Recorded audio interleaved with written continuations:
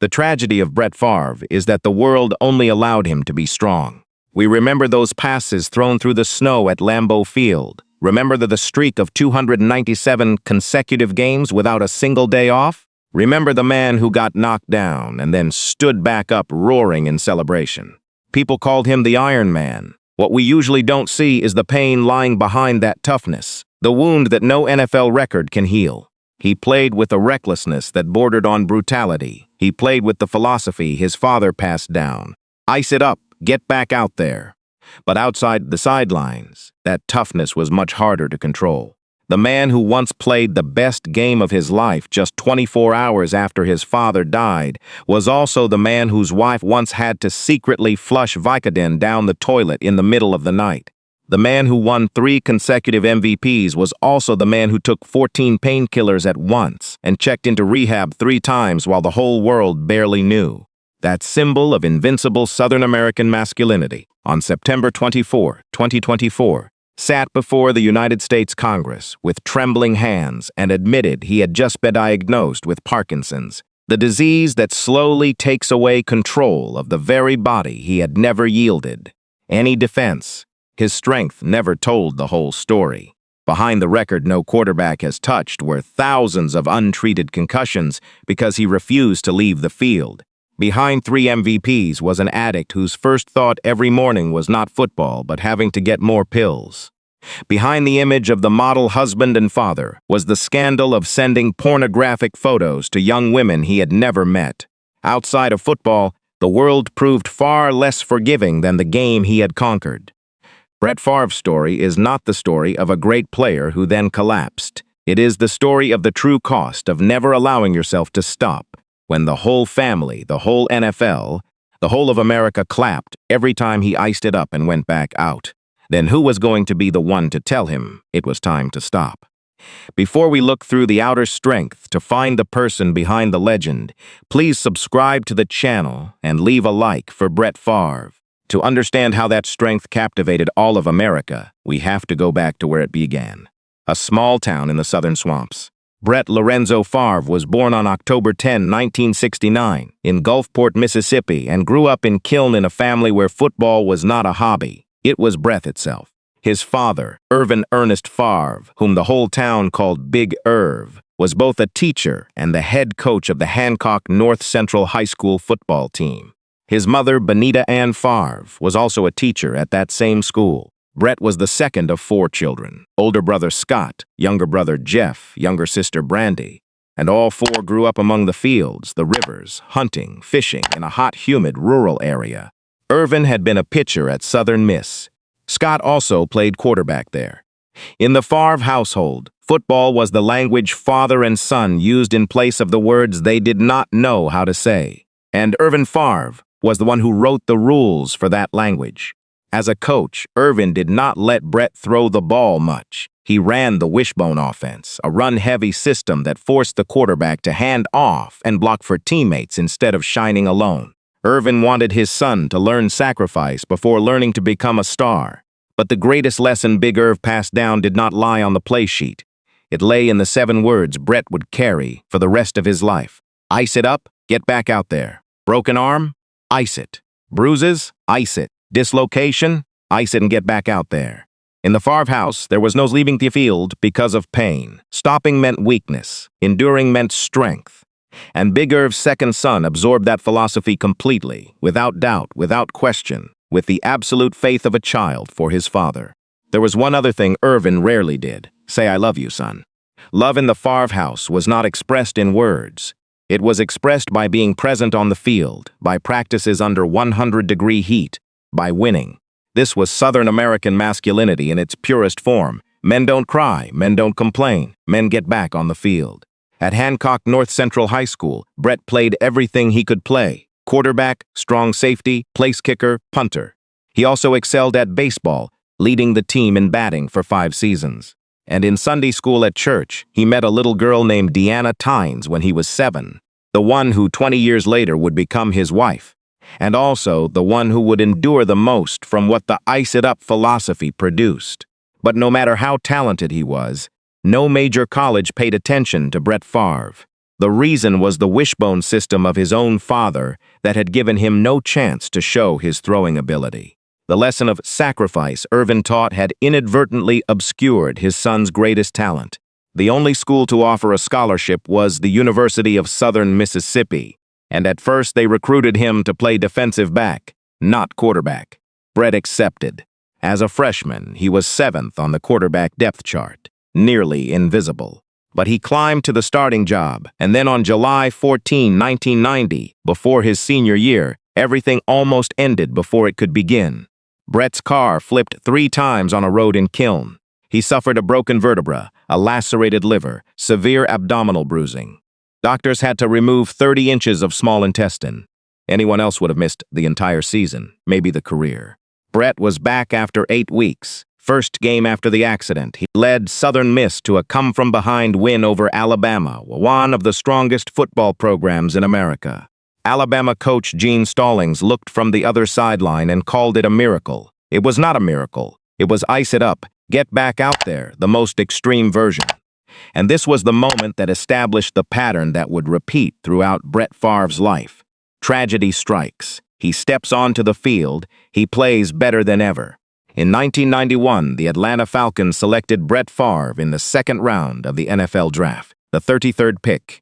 Head coach Jerry Glanville did not hide his disappointment.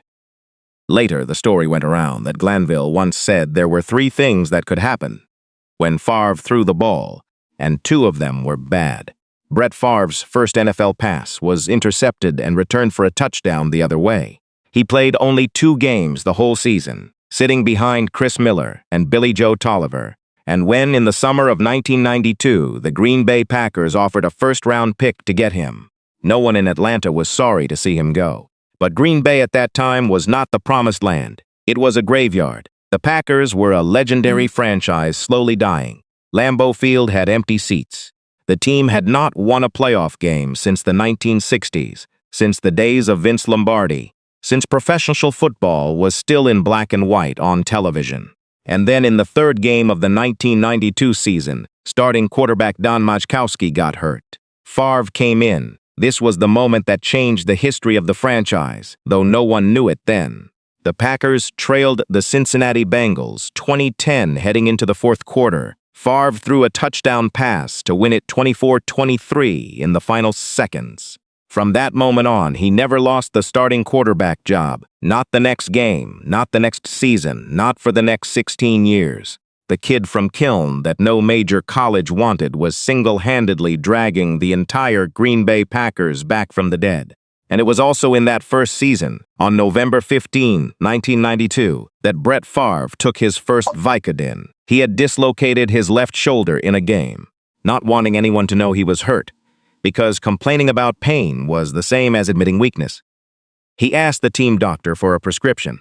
He was given 1 or 2 Vicodin, and those 2 pills gave him a feeling he liked. Not a high, but the feeling of no pain. The feeling that he could keep going out there without having to admit to anyone that his body was screaming for help. Vicodin became the chemical version of icing it up. After a month, 2 pills no longer worked. He took 3, then 4, then more. His father had taught him never to stop because of pain, and the son had found a chemical way to carry out that teaching to the extreme. By the 1995 season, Brett Favre was the best football player on the planet. 4,413 passing yards, 38 touchdowns, leading the NFL in nearly every major category. At the end of the season, he was named NFL Most Valuable Player, the most prestigious award in American football, the award every quarterback in the world dreams of. And here is the truth behind that MVP. Every morning when he woke up, Brett Favre's first thought was not football, not strategy, not the weekend game, but I have to get more pills. He was taking 14 Vicodin at a time. He could sleep only 1 to 2 hours a night, sometimes only 30 minutes. Favre later admitted, "I was the MVP while high on painkillers." He became extremely skilled at manipulating the system, getting pills from one doctor, more from another, using up a 30-pill monthly prescription in 2 days, then going back for more. Deanna found the pills hidden in the house and secretly flushed them down the toilet. Brett found another source. She flushed more. He found still more. A silent war was being fought inside the home of the best quarterback in America that no one outside knew about. By day, he was the best in the world at the quarterback position, throwing in front of 60,000 people, making decisions in a split second, leading the whole team by instinct and will. By night, he was an addict who could not sleep, lying wide-eyed, staring at the ceiling, counting every minute until morning so he could take more pills without anyone noticing. The same man. The same 24 hours in a day. Then in 1996, his body sent a signal that even Brett Favre could not ignore. He went into the hospital for ankle surgery, and during the procedure, he had a seizure, eyes rolled back, body rigid. The doctors confirmed Vicodin abuse was the cause. His daughter Brittany, then 7 years old, was in the hospital room. The little girl looked at her father lying motionless on the bed and asked her mother what was happening. In May 1996, Favre stood before reporters in Green Bay and said straight out, "I have become dependent on painkillers." He entered the NFL's substance abuse program. But the truth that Favre would only reveal many years later is that this was not the first time, and it was not the last. He checked into rehab 3 separate times during his career. The first was in Rayville, Louisiana, 28 days for painkillers. Deanna and his agent, Bus Cook, had to persuade him because Brett did not believe he had a problem. The second was in Kansas City, 72 days, in May 1996 for Vicodin and an evaluation of his alcohol addiction. The entire time he was there, Favre resisted. The specialist said alcohol was his gateway drug. He refused to admit it. A nurse he argued with every day told him as he was leaving, "You'll be back." Favre manipulated the system, agreeing with everything they said so he could get out early, then walking out and continuing to drink. The third time, he returned to Kansas City in 1998, 28 days, this time entirely for alcohol. The same nurse was waiting for him at the door. Favre recounted, "This time it was for alcohol. I didn't go back to the pills. I admitted the problem, stayed there 28 days, and it worked." After recovering, he realized the only reason he played golf was to have an excuse to drink. And in the darkest stretch, Favre admitted on his podcast years later, he nearly wanted to kill himself. But here is the most frightening thing in the entire story of Brett Favre's addiction. Throughout all that time, throughout the years of taking 14 Vicodin at a time, throughout 3 stays in rehab, throughout the sleepless nights and the mornings when the only thought was pills, he did not miss a single game. Not one. The consecutive game streak kept climbing. The Iron Man was still the Iron Man. The world did not know that their invincible hero was destroying himself every night. Because in the NFL, just as in the wooden house in Kiln where Big Irv taught his son how to be a man, there was only one rule that could not be broken. Stopping meant weakness. On January 26, 1997, Brett Favre stood on the field at the Superdome in New Orleans. Less than a year earlier, he had seized on the operating table from Vicodin, his 7-year-old daughter standing beside him, asking her mother whether Daddy was going to die, and the entire city of Green Bay had watched him step to the podium at a press conference and admit he was addicted to painkillers. Now he stood here, XXI, Green Bay Packers versus New England Patriots, and the entire history of a franchise was resting on his shoulders.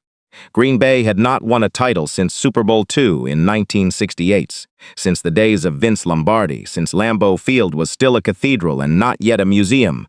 29 years of waiting. And the man the smallest city in the NFL entrusted with the responsibility of breaking that curse was a Southern boy fresh out of rehab. The Packers won 35-21.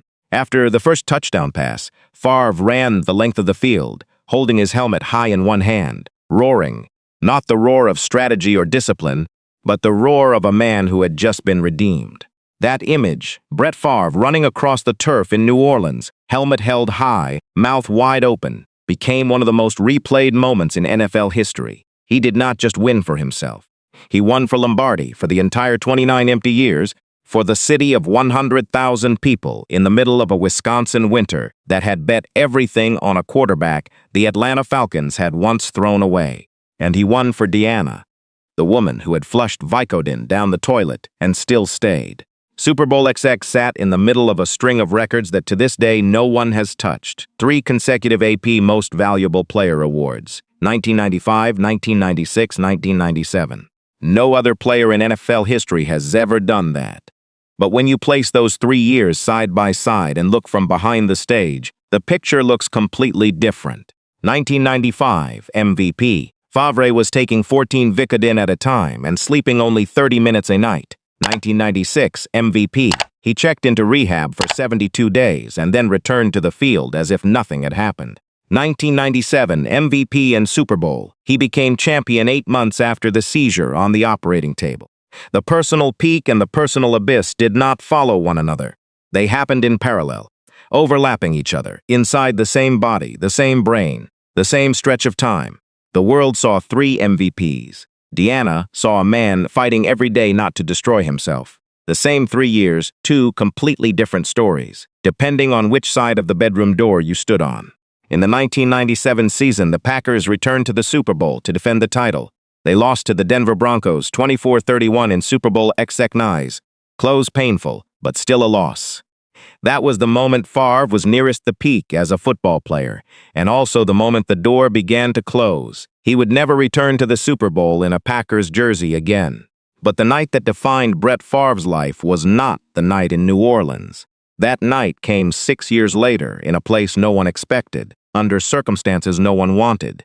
On December 21, 2003, a Sunday, Irvin Favre was driving near Kiln, Mississippi, along the same road he had traveled for 58 years of his life, when he suffered a massive heart attack. The car veered into a ditch. Irvin was pronounced dead at 6:15 p.m. Big Irv, the man who taught his son to ice it up and get back out there, the coach who ran the wishbone to teach Brett sacrifice before stardom, the father who rarely said I love you but was present on the field every day, was gone without a chance to say a word.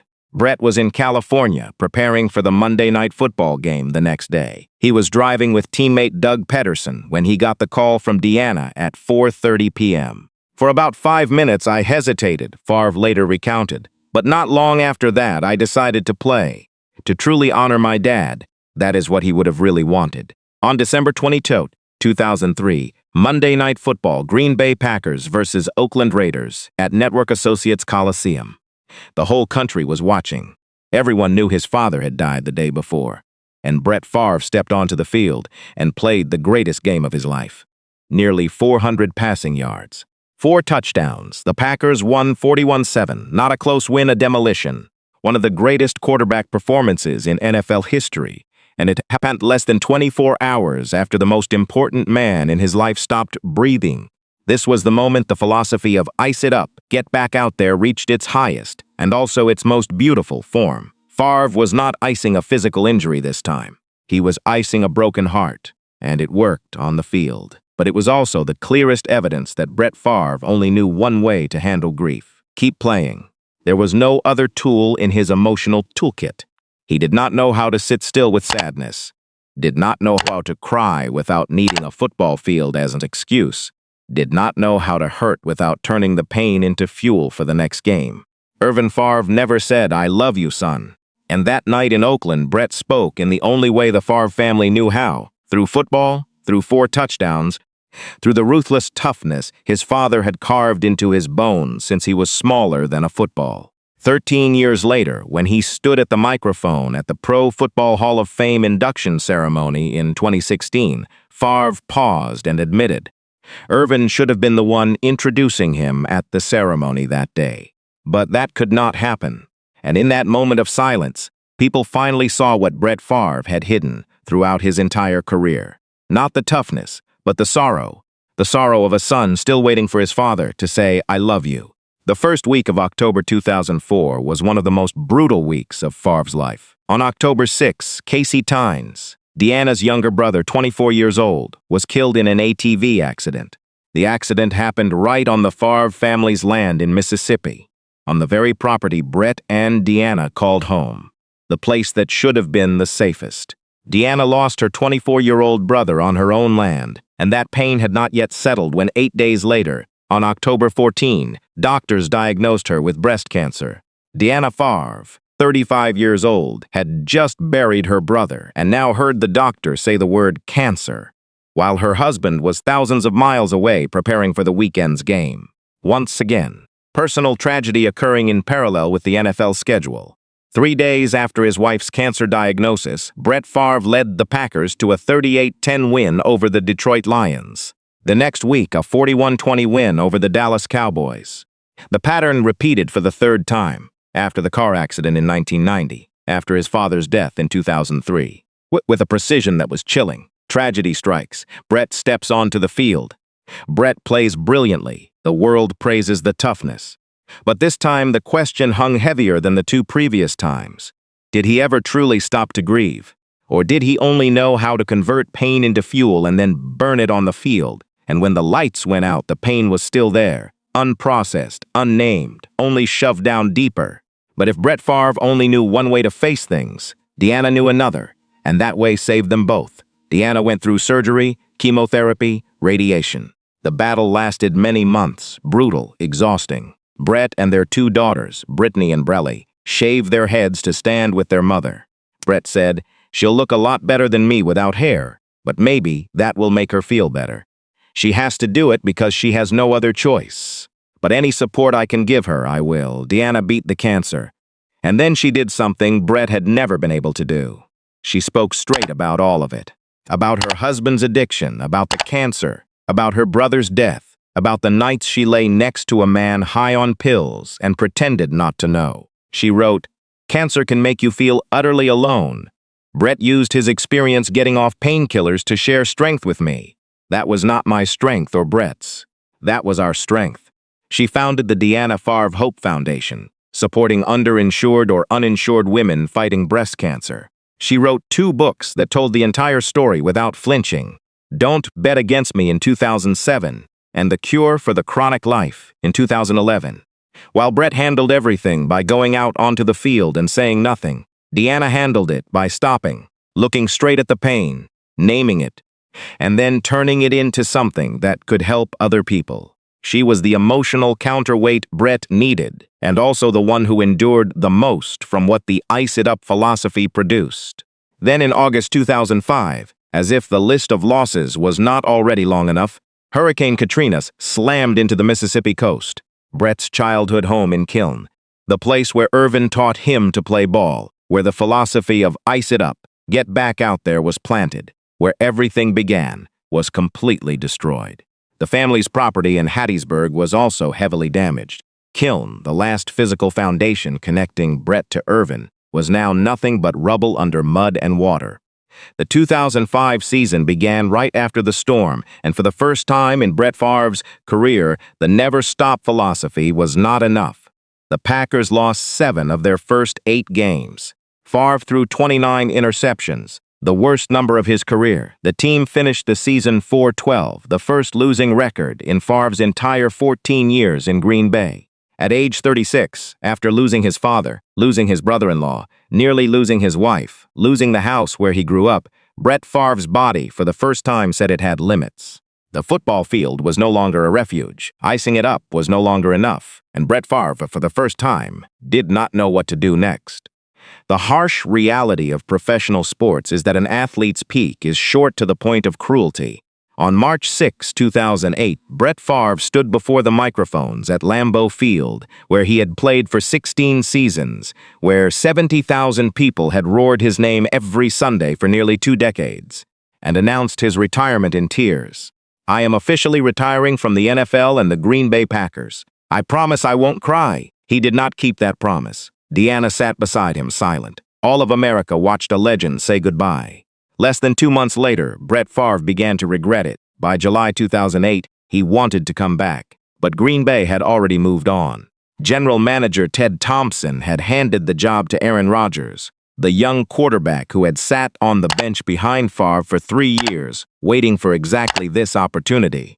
Thompson refused to give the position back. Packers president Mark Murphy offered to pay Favre $20 million to stay retired, $20 million to do nothing, to not come back, to leave Rodgers, and the franchise alone to move forward. Favre refused. He demanded to be released. The Packers refused. Ultimately, he was traded to the New York Jets, and the city that had once worshipped him like a god split in two. Half of Green Bay still loved Brett Favre the way they loved a part of their own memory. The other half felt betrayed by the tears they now suspected were not real, by the farewell that turned out to be only a temporary goodbye, by the truth that their immortal hero was after all just an ordinary man with ego and hesitation. The 2008 season with the Jets started well and ended poorly. 9-7, no playoffs. Favre retired a second time. Then in the summer of 2009, he came back once more. And this time he signed with the Minnesota Vikings, the Packers' bitter rivals in the same division. If leaving Green Bay was a crack, signing with the Vikings was the hammer blow.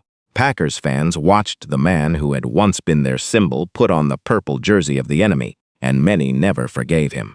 But a paradox appeared in a place no one expected.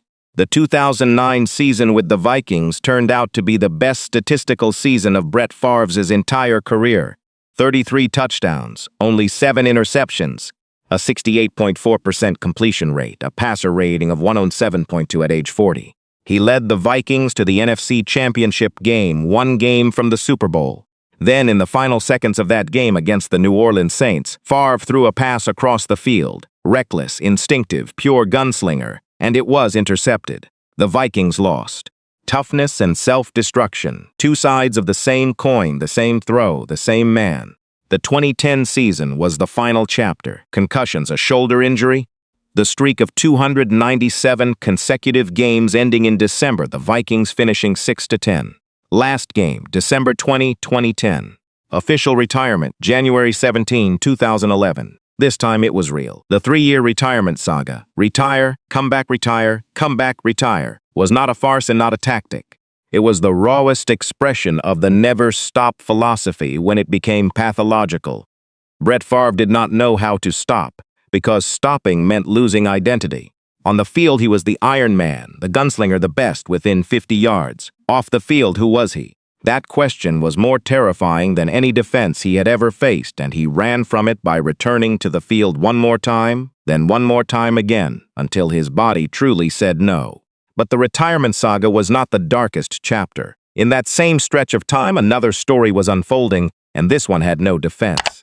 In 2008, while playing for the New York Jets, Brett Favre was accused of sending unsolicited text messages and sexually explicit photos of himself to Jen Sturger, a young sideline reporter working for the Jets. Sturger said flatly in a 2025 Netflix documentary, "I never met Brett Favre, never been in the same room, never shook his hand. There was no relationship, no acquaintance, nothing." In 2010, the story leaked through Deadspin, not because Sturger published it. She revealed it in a private conversation with an editor, and he turned it into an article without her consent. The NFL investigated. Favre admitted sending voice messages but denied sending photos. The NFL concluded he had not violated the workplace conduct policy, but fined him $50,000 for failing to cooperate with the investigation. The consequences were distributed with brutal asymmetry. Favre was mocked for a few weeks on television and social media. Then everything blew over. He remained a Hall of Famer, remained a legend, continued to be invited to speak and appear on television. Sturger lost everything. The show she co-hosted was canceled within a month. The media career she had built was destroyed, and for more than 15 years afterward, she still lived with the consequences of behavior she did not cause and did not consent to make public. In 2025, in the documentary Untold, The Fall of Favre, Sturger said, "The hardest part is forgiving someone who has never apologized and does not care that they hurt you." Deanna knew. All of America knew. When asked, Deanna said, "I handle this through faith." They stayed together. Then another scandal crashed down, and this time the victim was not an individual, but an entire community. From 2016 to 2019, for approximately $77 million from the Tent Fund, temporary assistance for needy families, federal money intended for the poorest families in Mississippi, was misappropriated in the largest public funds fraud in the state's history. Favre received $1.1 million for speeches he never gave. He was also accused of lobbying to divert welfare funds to his old school, Southern Mississippi, to build a volleyball facility. His daughter Brelly played on the team, and to a biotech company researching drugs for brain injuries in which Favre was the largest investor. Favre repaid the $1.1 million, but the state of Mississippi demanded more than $700,000 in interest. He was not charged criminally, but was one of roughly 20 defendants in the civil lawsuit. He has always insisted he did not know the money came from a fund for the poor. This is not a fake passport in Paraguay. something that can be explained by naivety or being misled. This is money belonging to the poorest families in the poorest state in America. Mississippi, the very state where Brett Favre grew up, the very land that made him. The moral weight of this case lies beyond the reach of any explanation that could erase it. But it also records a truth that repeats throughout the entire Brett Favre story. Off the field, he had no compass. Football has clear rules: sidelines, yard lines, win or lose. Real life has no sidelines at all, and the man who only knew how to operate inside one system became lost in every other system. The philosophy of ice it up, get back out there did not help him when the opponent was not a defense, but the law, morality, questions that could not be answered with a single pass. In 2013, only 2 years after retiring, Brett Favre publicly admitted he was suffering memory loss. In 2018, on Megyn Kelly Today, he was more specific. He was having short-term memory problems, forgetting conversations that had just happened, forgetting details that a normal brain at age 48 should not forget. He also spoke directly about his greatest fear: CTE, chronic traumatic encephalopathy, the degenerative brain disease that can only be confirmed after death, the disease that has been found in the brains of a long list of former NFL players. A football career brought so much joy to me and my family, but now my family has to face the physical and mental issues that may arise. Then came the number no one wanted to hear. In 2022, on the radio show The Bubba Army, Favre was asked how many concussions in his career. Previously, he had answered 3. This time, the answer was completely different. 10 years ago, I would have said 3, because I thought a concussion was when you black out, lose memory, get dizzy. But if every time your head hits the ground, your ears ring, you see a flash of light, that's a concussion. Then I've had thousands. It has to be thousands. Because every time my head hit the ground, there was a ring or a flash, but I could still play. So I kept playing. Thousands of times the brain slammed into the skulls and was never treated, never rested, never properly named, because naming it correctly meant having to leave the field, and leaving the field meant breaking the philosophy Big Irv had carved into his bones since childhood. In 2004, against the New York Giants, Favre suffered a concussion and continued to play. He threw a 28-yard touchdown pass to Javon Walker, precise, beautiful, decisive. After the game, he did not remember throwing that pass. He had executed one of the best plays of the season in a state in which his brain had not even recorded it, and no one thought there was a problem with that. Over his career, Favre was sacked 525 times, third most in NFL history. He was famous for never throwing the ball away to avoid contact. Always trying to throw, always taking the hit, always standing in the pocket until the last second, and accepting being knocked down. Every sack was another time his head slammed into the ground. Every consecutive game in the 197-game streak was another irreversible injury to the brain that the whole world called a record and applauded. Brett Favre's greatest record was also the heaviest sentence handed to him. On September 24, 2024, sitting before the House Ways and Means Committee to testify about the Mississippi Welfare Fund case, Favre said a sentence no one in the room was prepared to hear. "I'm sure you all will understand. While it's too late for me, I was just diagnosed with Parkinson's. This is also a very important issue for me." The link between Parkinson's and football has not been officially confirmed by medicine. But with the thousands of self-reported concussions, with 525 sacks, with 20 years without rest, in a sport in which head contact happens on every play, the question is no longer hanging in the air. It presses down like a truth everyone can see, but no one wants to say out loud. And this is where the entire story converges. Irvin taught his son, ice it up, get back out there. The NFL rewarded that philosophy with 3 MVPs, 1 Super Bowl, 11 Pro Bowls, the Hall of Fame. All of America honored that philosophy by calling him the Iron Man, by turning the dad game into legend, by praising every time he stood back up after being knocked down. But Parkinson's is not a defense that Favre can ice up and then defeat.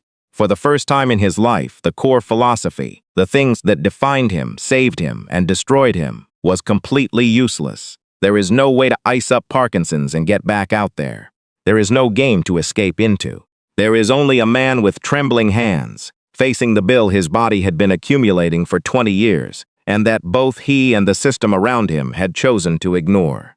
The most haunting question is not why Brett Favre has Parkinson's. The most haunting question is, if the NFL had a concussion protocol starting in 1992, if Favre had been forced to rest every time he suffered a concussion, if someone had told him that standing back up is not always brave, the 297-game streak would never have existed. But maybe Parkinson's would not have existed either. The world cannot both celebrate 297 consecutive games and mourn Parkinson's without admitting that the two things are consequences of each other. In 2021, Brett Favre appeared in a public service advertisement. He called on parents not to let children play contact football before the age of 14. The man raised by his father on the philosophy of never stop because of pain now used his own story, his own deteriorating body, to tell the world something Big Irv never said. Sometimes, stopping is the strong thing to do. Brett Favre is not the inviolable god that Green Bay once worshipped, nor is he the neat cautionary tale that the media wants to tell. He is both at the same time, inside the same body. Today, at age 56, Brett Favre lives in Mississippi with Deanna, near Kiln, where everything began. The circle closes on the same humid bayou land where Big Irv once taught him to ice it up and get back out there. He is still married after nearly 30 years. To the woman who endured addiction, scandal, cancer, and everything the never-stop philosophy dragged along with it. Daughter Brittany has her own family, is an artist, is a mother. Brett Favre is now a grandfather. Daughter Brelly once played volleyball at Southern Miss, the very school that was the only one to offer her father a scholarship more than 30 years earlier. In 2012, Favre became the offensive coordinator at Oak Grove High School in Hattiesburg. And in 2013, he helped the team win the state championship. A small detail but beautiful to the point of almost painful. He went back to doing exactly what Irvin had done. Coaching kids to play ball at a Mississippi high school, not for money, not for fame, but because that was the only language the Favre father and son knew how to use to say love. In 2015, the Packers inducted him into the Packers Hall of Fame and retired his number 4. In 2016, he entered the Pro Football Hall of Fame. But the legacy now carries a double edge in a way that no Hall of Fame can resolve. The Netflix documentary Untold, The Fall of Favre, released in May 2025, exposed every dark corner from Jen Sturger to the Mississippi Welfare Fund, and posed the question the public is still debating: is he a legend or a fraud? The answer depends on whom you ask, and perhaps the most honest answer is, he is both, and both are real. He is not a pure victim. The drug addiction began with a choice, even if that choice was nurtured by an entire system. The sexting with Sturger is behavior that no context can justify. The Mississippi welfare money is a moral issue that no explanation can erase. The retirement saga was ego dressed up as hesitation. The never-stop philosophy is not an all-purpose excuse for everything he did. He has done more than just make mistakes. He single-handedly revived a dying franchise. He played the greatest game of his life while his heart was breaking. He overcame addiction after 3 stints in rehab and a stretch when he nearly ended it all. He shaved his head alongside his daughters to stand with his wife as she fought cancer. He held a marriage together for 30 years through every storm, any one of which would have been enough to sink an ordinary relationship. Looking at the overall ledger of Brett Favre's life, the 2 columns sit side by side with a clarity that is almost cruel. On one side is what the NFL and the world received from him: 297 consecutive games without rest, 3 MVPs, 1 Super Bowl, the dad game, 11 Pro Bowls, the Hall of Fame, billions of dollars in revenue from tickets, television, jerseys, and an entire decade in which the Green Bay Packers returned to being one of America's top brands because of him alone. On the other side is what Brett Favre paid: 3 years of Vicodin addiction, 3 stays in rehab, a seizure on the operating table in front of his 7-year-old daughter, thousands of untreated concussions, memory loss at age 48, and Parkinson's at age 54. Does that ledger balance? Who benefited more, Favre or the system that consumed him? The philosophy of ice it up, get back out there works brilliantly when you are 25 years old at Lambeau Field in the middle of a Wisconsin winter. It works far less well when you are 56, your hands are shaking, and you cannot remember which passes you threw. But before ending Brett's story, there is one person who needs to be named. While the whole world debates who Brett Favre is, legend, fraud, victim, Iron Man, Parkinson's patient, or all of them at once, Deanna is still there. She has seen every version of Brett that the world never got to see fully. The boy in kiln, the MVP high on painkillers, the father who shaved his head with his daughters, the husband who sent photos to a stranger, the Parkinson's patient sitting before Congress. She endured it all. Addiction, betrayal, her own cancer, the death of her brother, and the scrutiny of an entire nation. And then said one single sentence: "I handle everything through faith." That sentence is not a slogan. It is a 30-year survival strategy. And if anyone in this entire story truly deserves the title, "Never Stop," it is not Brett, it is Deanna. When you look back at the entire journey of Brett Favre, the final question is not how great he was or how he fell. If you were Brett Favre in 1995, MVP, the absolute peak of your career, all of America roaring your name every Sunday, but every morning the first thought is not football, but having to get more Vicodin, would you stop? Or would you also ice it up and get back out there? And if you would also get back out there, then which of us has the right to judge Brett Favre? Share your thoughts in the comments. And if this story made you think, please subscribe to the channel so you do not miss the next ones.